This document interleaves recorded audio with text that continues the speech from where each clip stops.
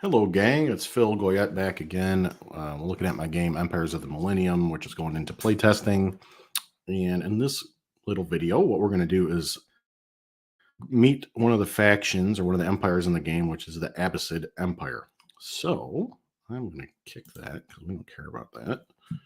And then we're going to go over here and we'll get the game.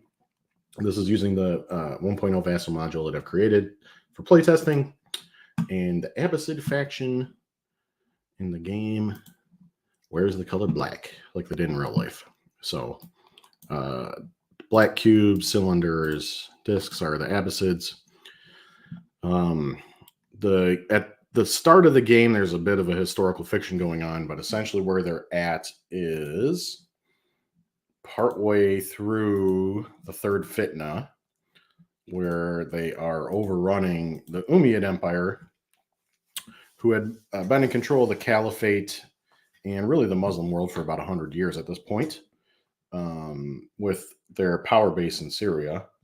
And the Abbasids were sort of the upstart dynasty, formed from a lot of military recruits who had been recruited in Persia, Transcaucasus, Transoxus, and in and around Baghdad itself over the preceding decades.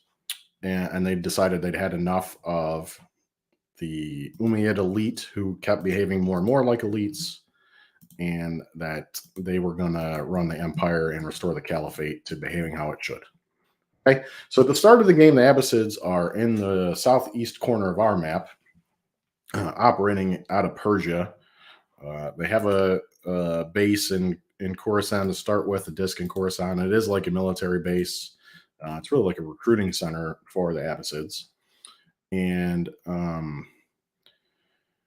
they've got a presence in Baghdad, Al Jazeera to start the game. And their goals are pretty large, especially in the first turn of the game, first two turns. And so you have to keep that in mind when you're playing them. So what are our goals? All right. The best way to learn the goals of the game are to look at the leaders. And because leaders, you score victory points at the end of each epoch based on who your leader is. And it also tells you how to kind of play gives you some hints on how to play the faction. So the Abbasid first epoch leader is Harun al-Rashid. And your goal is to control Syria, to have the caliphate in the submissive box of the track, and also have it be Abbasid Caliphate, not an Umayyad one. Those two go hand in hand. I'll talk about that next. You get a victory point for each disc you can build in Baghdad. So if you can start building in this turn, it's worth a victory point. It's hard to do, but it's possible. You want to control 12 or more locations. 1, 2, 3, 4, 5. You only have 5 at the start. So that means you're going to have to spread almost as historically the Abbasids did during this era. And 12 would be something like those: 1, 2, 3, 4, 5, Sawat 6, Najd 7, Levant 8, Egypt 9. You want Egypt because it's got a 3. Barca 10. They really made it to Ifriqiya area 11, give or take. Syria would be a 12, and you want to focus on Syria as well. You know, your other options are to go through Syria and make like Cyprus 11, Crete 12. They did take Cyprus and Crete away from the Byzantines during this era. Al-Fustat's kind of an easy. It's not doing anything for you right now. It's not Cairo yet. It won't become Cairo until the Fatimids build it in the 5th epoch. But as a space, Fustat still exists, a 0B, so there's no economic value for taking it, but it can be easy pickings if you're storming west. El-Hiyaz is another option where Mecca is located. So, and then Cilicia to counter the Byzantines or Armenia. So you've got a lot of options as to where you want to go. You can't go everywhere, though, right? Because number one, you won't have the pieces, and number two, you won't be able to administer everything.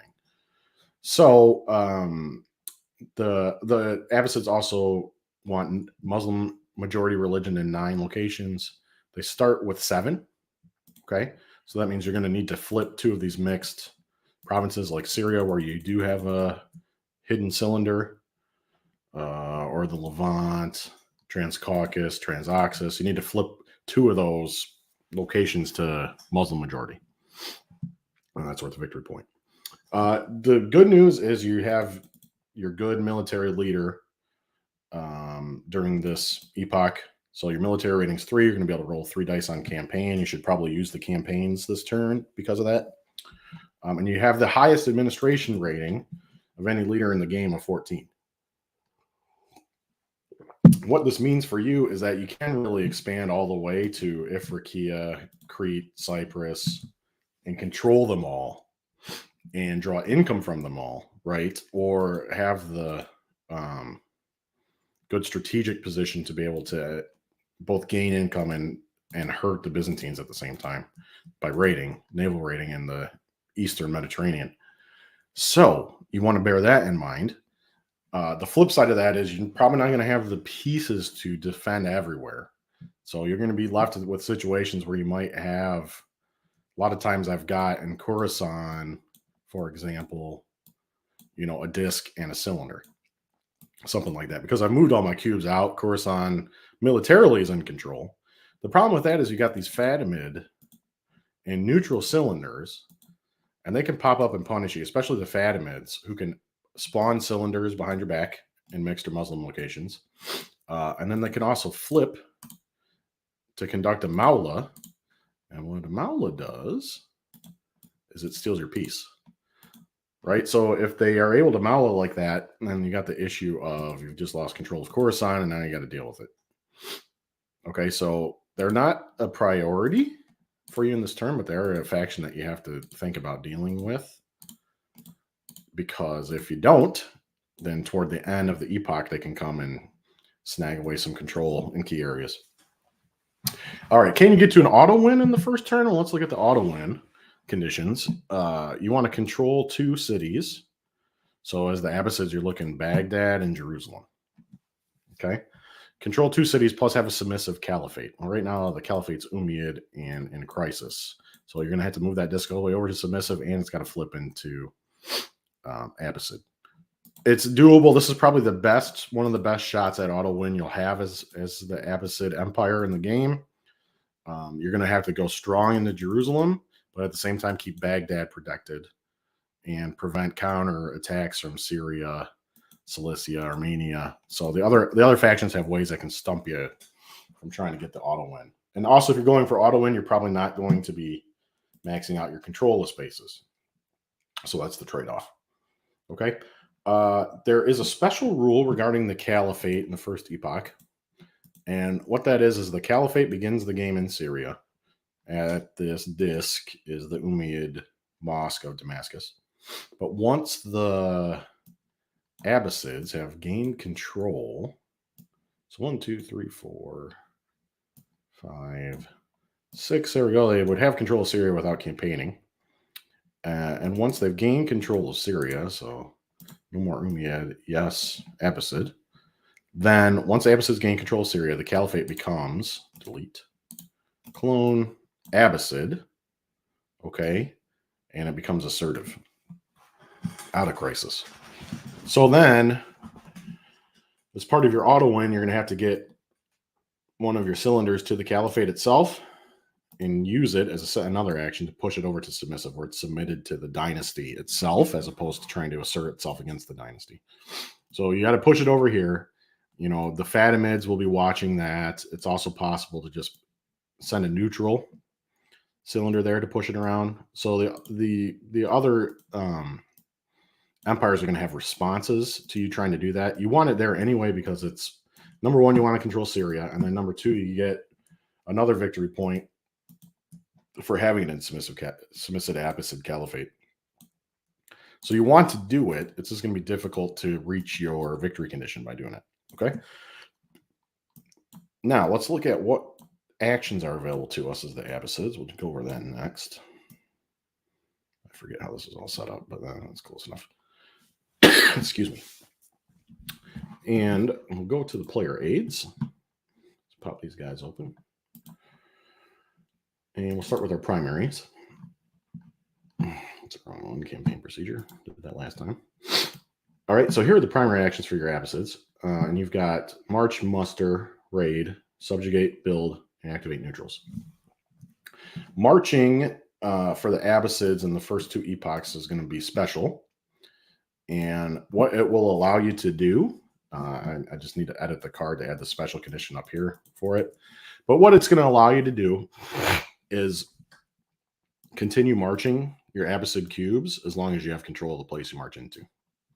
So just as an example, you can storm all these guys out of Fars, which you have control of, to Al Jazeera, which you have control of. Okay. So let's say you just take every cube out of Fars. No need for them there.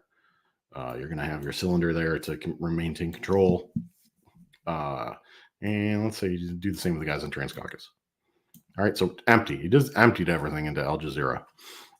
Ordinarily, your march would be done then, and you would just pay $1 for marching to this destination of Al Jazeera. You can only move one adjacent destination in a march. The Abbasids for the first 2 turns are able to continue marching from this point. Okay, if they control it when they're done marching, they can keep going. So they could, leave.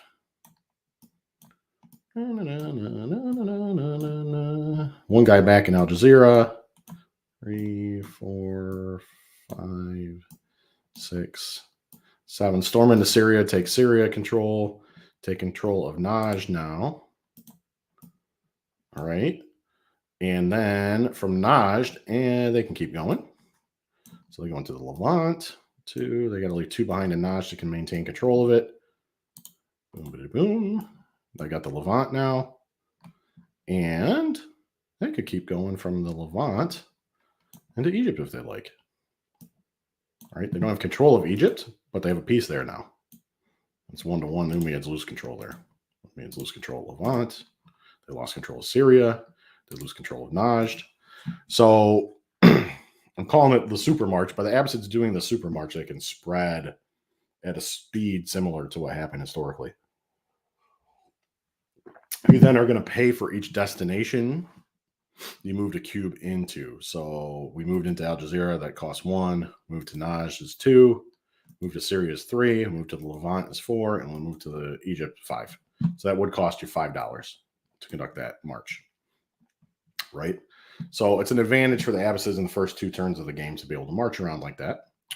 Their other options are to, I want to close that. I'll just open it back up. It's a special. It's around 1, Philip.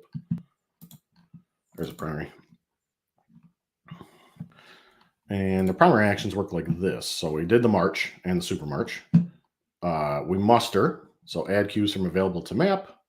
Add a number of cubes equal or less than your leader's muster rating plus your bases. That should be discs. So I highlighted bases in that location. So how does that work? The muster rating for Harun al-Rashid is a 2. So if we want to muster in, let's say, Khorasan, we get 2. 1, 2 cubes. You can only muster cubes. So you get 2 cubes for the leader's muster rating. And then you get another cube for having a disc there. 1, 2, 3. It's another reason you want to get a disc in Baghdad, is you can start building onto there better. Okay, that's how muster works. You pay for each cube you place, so that would cost 3 because we placed 3 cubes.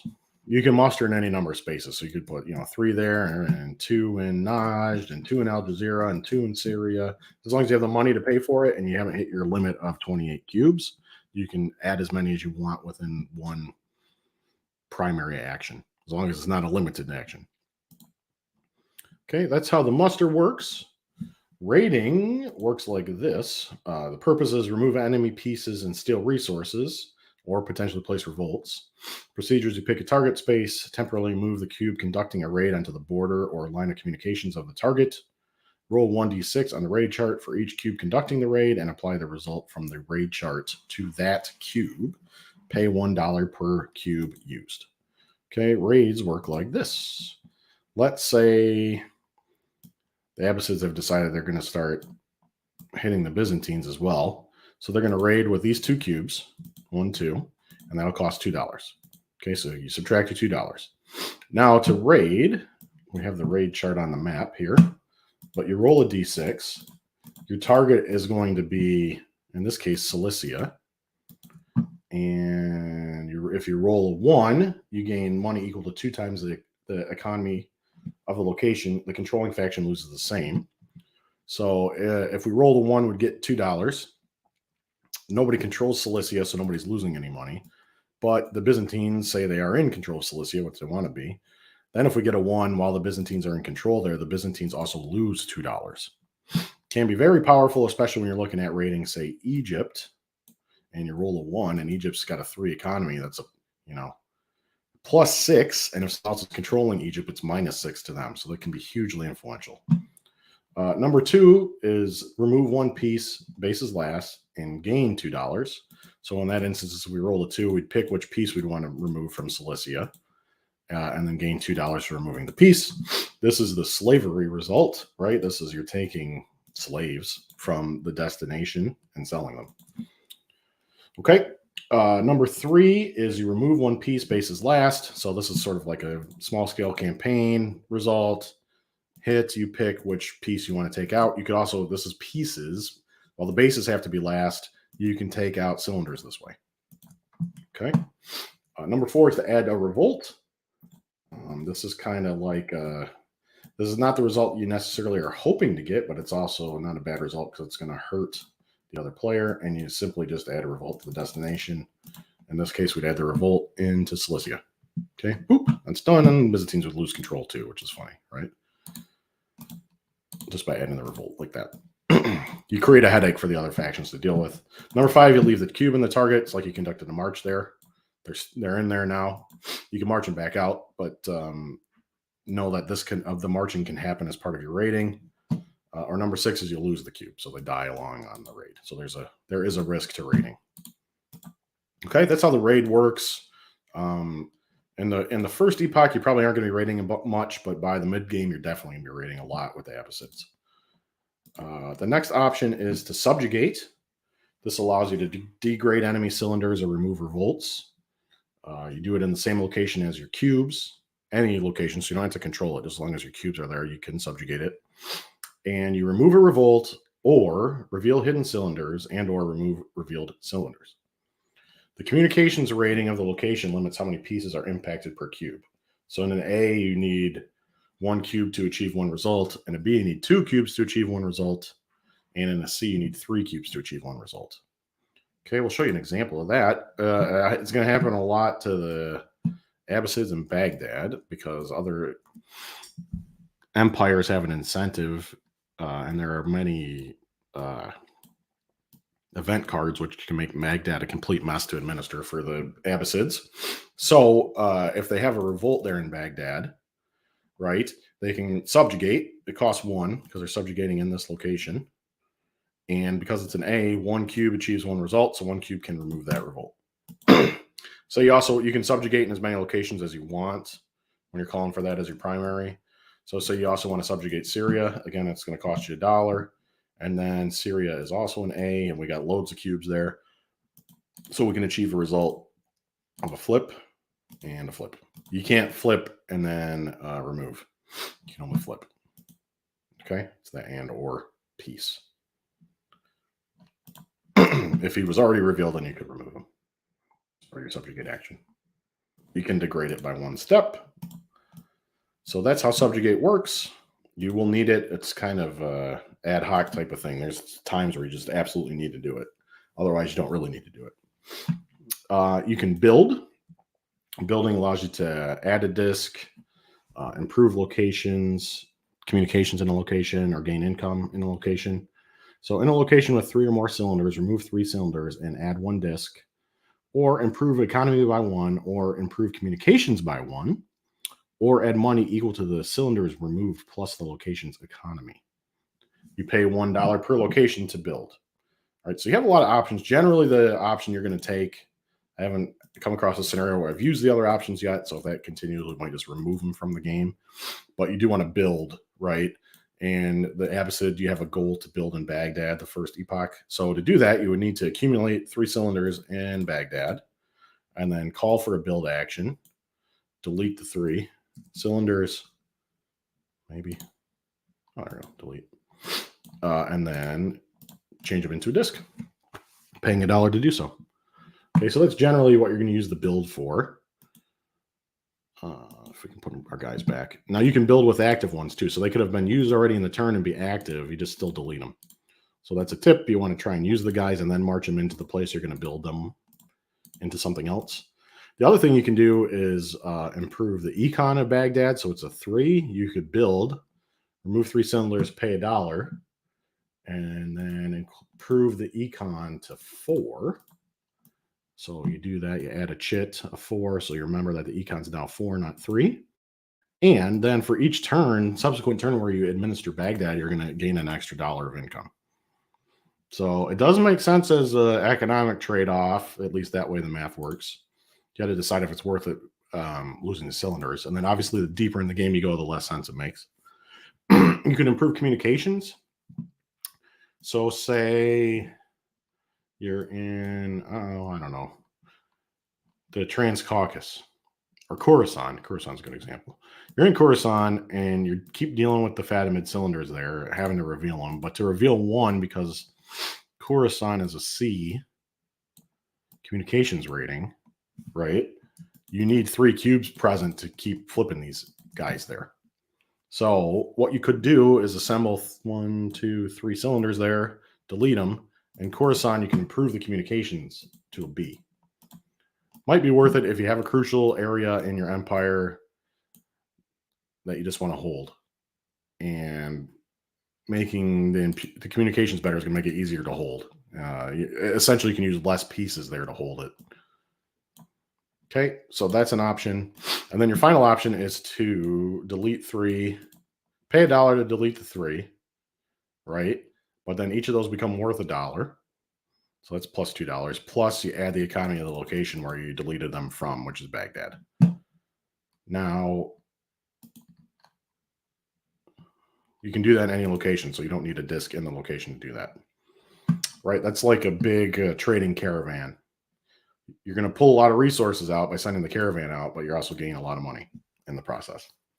So if you're in a pinch and you don't want to tax, or you're not in a position to tax, this is another way to add income.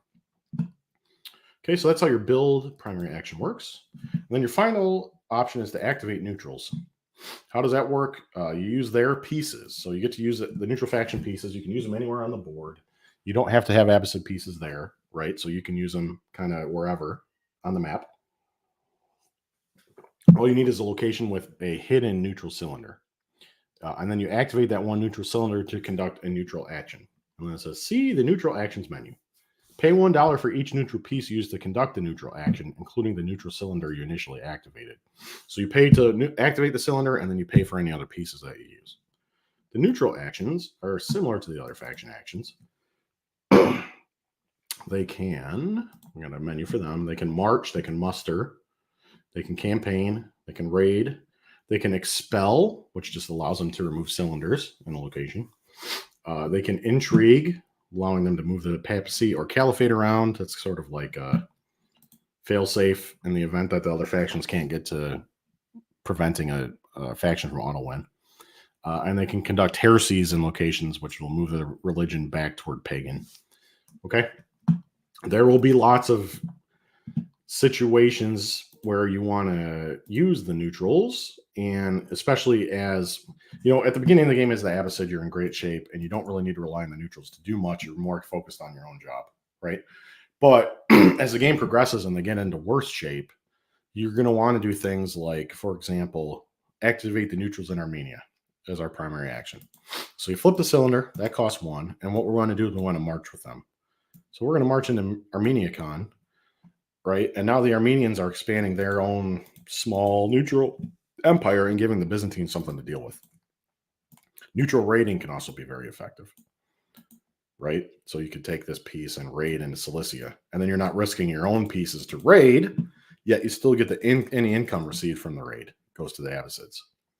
You guys have to pay $3 to do that, though. 1 for the cylinder and 1 for each cube you use. So if you're cash rich and you're stuck with what to do, using the neutrals to mess with other factions is a good idea.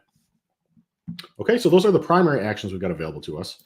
And then we've got a number of special actions. Now we can do special actions either combined with primary action when we take a big turn option when we're in the initiative faction, or playing off an event card if the main faction takes an event card, or even in a limited option selection, you still could do a special action just limited to 1 space. Okay. Everybody's got campaign. I did a separate video on how to campaign. It just allows you to attack. Obviously, you're going to want to do that early on with the Abbasids because you have the good military rating. But then your other options are naval rating, conduct a raid, or move cubes along sea routes. Okay, I'm just going to show you how this one works because it's easier to show than to read. But the Abbasids can start raiding across sea routes. Sea routes are little orange lines with yellow triangles with a number inside. And what they could do, for example, is do a naval raid from Syria into Cyprus. Okay, to do that, you move the cube onto the naval raid. Let's say we'll do it with 2. Because it's a special action, we don't have to pay. So you're not paying to use these cubes. And then the navigation, see navigation values of what's in the triangle? What you got to do is roll a dice equal or less than that number. So a 5 on a 1 to 5, we're safe. On a 6, we lose a cube. So we roll a 6, we lose 1. And for our next cube, we roll a 4. So he's safe, he made it. Okay, once you've rolled for your navigation, then you can either conduct a raid in Cyprus, where you just roll another d6 on the raid chart, or you can just march the cube to Cyprus and leave it there. It's like you gain to 5. You can automatically gain to 5, or you can roll. Those are your 2 options. Okay, so that's how the naval raid works. And from Cyprus, we can hit Anatolikon, Cilicia, the Levant. We can also shuttle over to Crete. Crete allows us to raid into Constantinople, Thrace, Greece, Hellas, Greece itself. And there's also a connector between Crete and Sicily, right? So Crete becomes one route to expand the Abbasids into southern Italy. Okay, so keep those in mind. You definitely want to use them, especially once you kind of get your empire established. Then you think about things like raiding, naval raiding, to pick at the other edges of the other empires. Okay, the next special action you've got is the jizya. This is to add income. It's the tax function. Any province where you, I should say Abbasids. There's another typo I found. Any province with your control, Abbasid control, and a hidden cylinder, evacuate 1 cylinder there and add the province's economy to, should say, Abbasid dollars. So you just take a province, can't be a city, so you cannot tax Baghdad, but you could jizya in Khorasan, Aljazeera is a 2, Egypt's a 3, so there are some provinces where you can get good bang for your buck. And if you activate or flip your cylinder there, you get $3 to your income. Okay, that's how that one works. It's your money raiser if you need money. Fundraiser, quick fundraising. And then you have the Dawa, which allows you to shift religion. And you can do it in any space or you just have a hidden cylinder. So you don't need control or anything like that. And you shift it toward Muslim, and then you shift it towards Sunni Muslim. There's a couple typos in that one. So you flip, and to shift to Muslim from mixed, would take that Transcaucasus from mixed to Muslim. Okay, if we wanted to do it in, let's say we get a cylinder up into Armeniacon, we can flip that toward Sunni Muslim. Right now, it's all the way at the end of Orthodox Christian. So the first step with one flip would move it from Orthodox to Christian, just Christian, right? And you'd be messing with the Byzantines in that fashion. Okay, so that's how the Dawa works. It's your mission activity as a Muslim faction. Then you have the Maula. That allows you to convert other pieces to your own. Same deal, any province where you have hidden cylinders. So you always have to be careful leaving your pieces, especially your cylinders, in a location with other hidden cylinders. So in this case, in Khorasan, instead of dealing with the headache of the Fatimids off the bat, we can flip Maula, delete that one, and change him into Abbasid. We've recruited him to our side, okay, in the same state. So in the event that we have this situation where the Fatimid cylinder has been activated, delete, and then you add an activated Abbasid cylinder, steal him. Okay, you can only do that in one location. It'd be too powerful. We can do it all over the map. So you can model in one location though. excuse me, I lied. You can mellow with one cylinder in any number of locations. It'd be too powerful if you could put, 3 cylinders into Syria and take 3 pieces at once. But you can do it.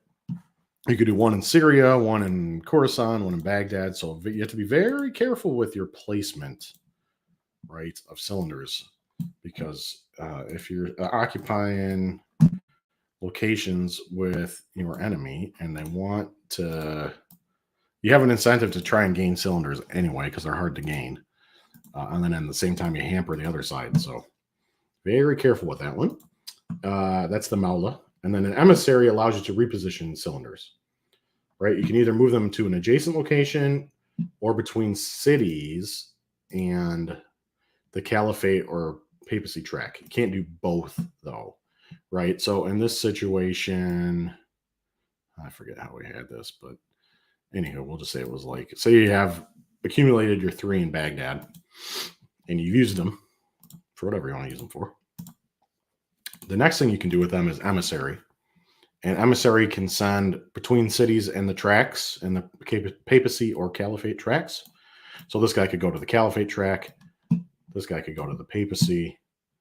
And this guy could go to a city, let's say Cordoba, right? So that's one option. And you could do any mix of those. Your other option is to move adjacent. So they could go to Al Jazeera, they could go to Fars, and they can go to Najd, or any combination of adjacent spaces.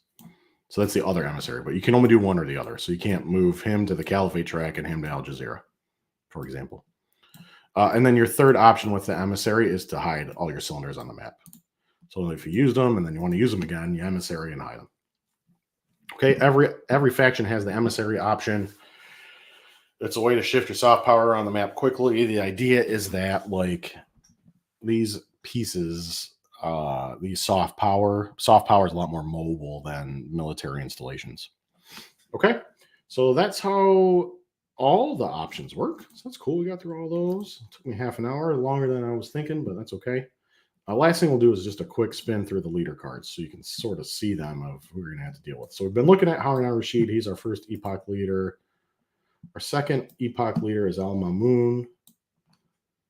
Zoom in there. Military is 2, but admin's still 14, and the muster rating is 2, so still solid. And he has a special build action in Baghdad only requiring 1 cylinder, right? So it's a lot easier to build in Baghdad in Epoch 2, so bear that one in mind when you're doing your future planning. Okay, so we'll put him here, and then our next leader is the Anarchy at Samarra. So this is where stuff starts falling apart for the Abbasid player. This was a big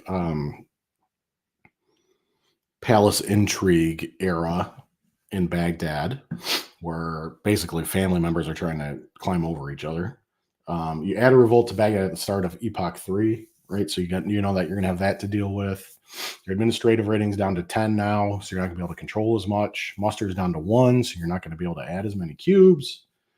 And then you have some control goals, Al Jazeera, Baghdad, and Sawad by the end of this epoch. So you really want to kind of hold your empire. Still hold the caliphate. Just keep building discs. Keep controlling spaces. Keep converting. And keep your conversions that you've done. Okay? Epoch 4 leader is Muqtadir and the Lady Sayyida. It's sort of a continuation of the anarchy. Stuff's still going crazy in Baghdad. At the start of Epoch 4, you're going to add 2 neutral cylinders into Baghdad, and also you're going to lose half of your money. So if you know that's coming in Epoch 4, you want to be spending through Epoch 3. You might as well, because you're going to lose the money anyway. Excuse me. You're searching for control of Egypt, Al-Hiyaz, and the Levant. Good luck. This is going to be a tough one to hit. You want to keep the caliphate. You can probably hold it through 4, but it's going to get more and more difficult.